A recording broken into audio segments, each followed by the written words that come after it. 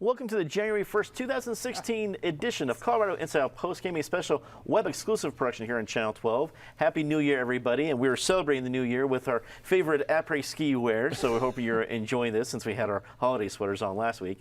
The 2014 statewide ballot with potentially 11 different ballot issues pertaining to fracking at the last minute, a political compromise, but the two sides of the issue look to likely renew the fight in 2016. Some believe that a fracking fight may even eclipse or at least directly affect many of the candidate races in 2016. Patty, obviously it's not very easy for me to say, but we know that there are going to be a lot of ballot issues in 2016, fracking being one of them, maybe some other ones. It's inevitably going to affect the election, but now we even have candidates that might be affected. What do you think of the impending ballot apocalypse?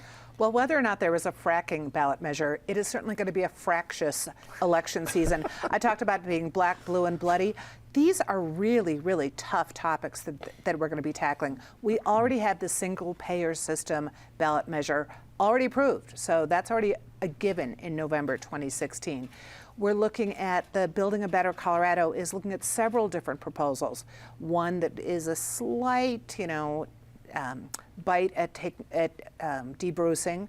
We're also talking about maybe changing the primary system. We're also looking at, with Building a Better Colorado, changing the initiative process, which I think will be very tough on a lot of people in Colorado who like having that feeling that Joe Average can put up whatever harebrained idea they want, and if they get their 87 or 95,000 signatures, depending on the last election, they can get it on the ballot. And we're going to see the results of several of those on the ballot this season.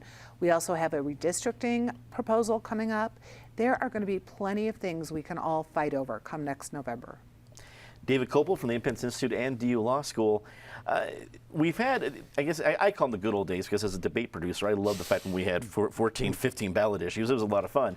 But in recent years, while there had been a threat of a lot of them, it would scale back considerably to only have a very small handful. Do you think we're going to see what I would consider the good old days of maybe a dozen ballot issues? Or do you think, because it is hard to win a ballot issue in this state, although easy to get on the ballot, that it will eventually be scaled back? Well, I think we'll see two immensely important things on the ballot. As Patty said, the socialization of all healthcare choices is one.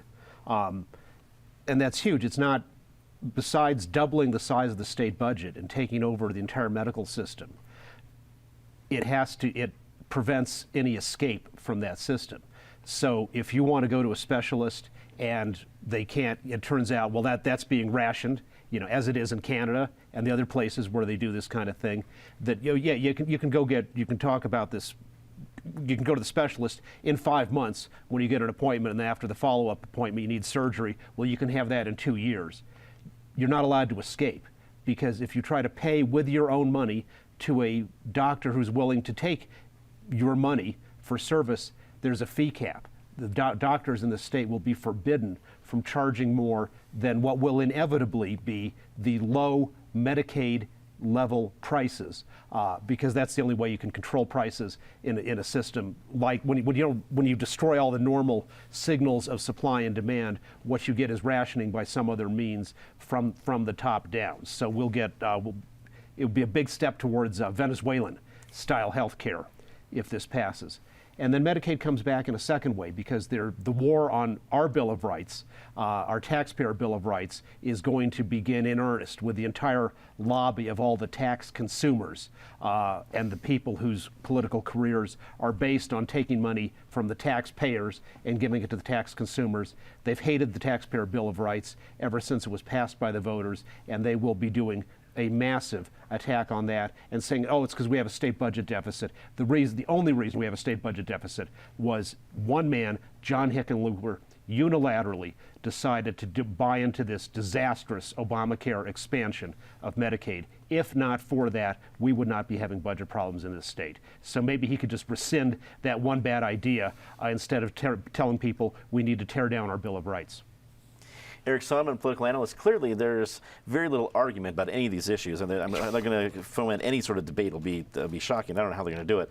But seriously, do you think we'll have a lot of ballot issues, harking back to those days where people said, I don't know if we have a chance to pass, but I want to be on the ballot, or the most recent years when people have toned it down, saying I only want to pay all this money to pass something if I can really make it happen? Yeah, I mean, to David's point, I didn't know they were serving eggnog with caffeine these days, but I think we're going back to the good old days. Good. For us. For you and me, I may have to ask for doubling or tripling of my fee to be your tag team partner on Colorado Decides, given that I don't get paid. I guess viewers can do that math for themselves. No, I think there's been a school of thought lately over the last 2 or 3 election cycles that this is hard work to pass a ballot measure. I mean, it's hard enough to get it to the starting line with all the signatures and all the legal process and legal challenges. But then once you get it to the starting line, you get it, you qualify it for the ballot. Getting it across the finish line is immensely hard. Colorado has reasonably loose ballot access, but voters have become much more discerning about what they will actually vote yes to. Here, and Patty ran a pretty good list. I mean, I can't add much to it. There's even a ballot measure proposed on repealing daylight saving time. So, I mean, it could be the laundry list.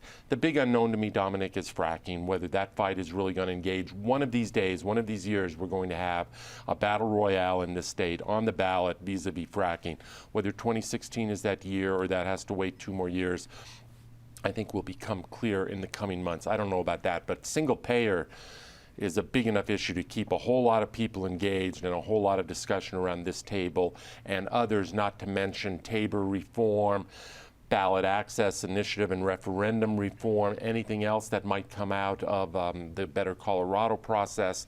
Not to mention the political reform measures, whether it's about redistricting. There's a top 2 measure, a la what Washington State and California does in terms of the primary election process.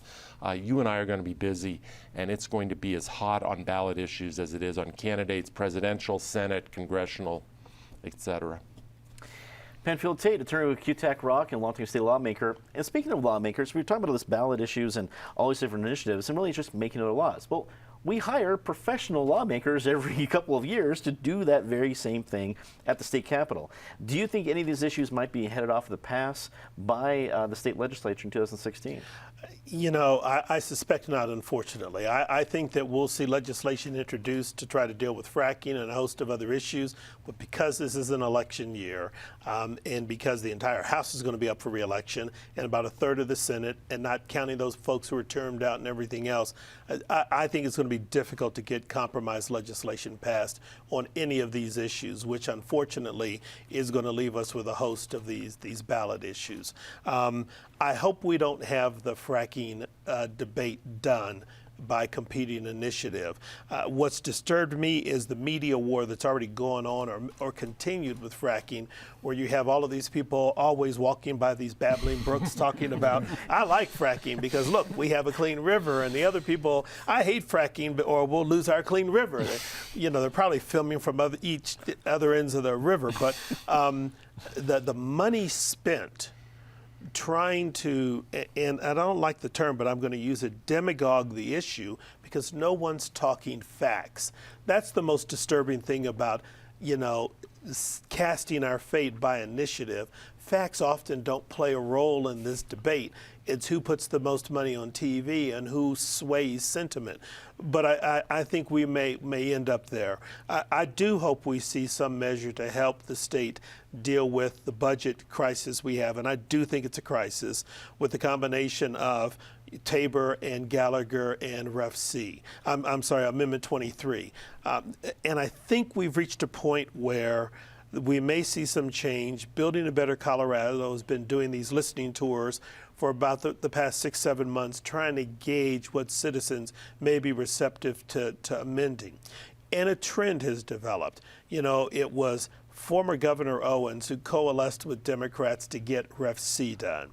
It's former Senate President Tom Norton is mayor of Greeley that put a tax increase measure on the city ballot that got approved. It's former Republican Attorney General John Suthers and former Colorado Springs DA who posed a similar tax increase measure in Colorado Springs, because what people from both sides of the aisle are recognizing is the core problem we have with Tabor and 23 and Gallagher, how they all work together, is even if you don't create a single new tax or raise a single tax rate, all of these three things combined to put you in a situation where you can't use the revenue that's generated by regular, normal economic activity to address the needs of the state.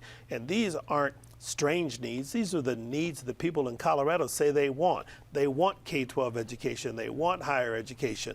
They want a correction system. They want a local government department. There's not enough money to fund them all. And it is not the responsibility or the fault of the Affordable Care Act or Obamacare or the expansion of Medicaid.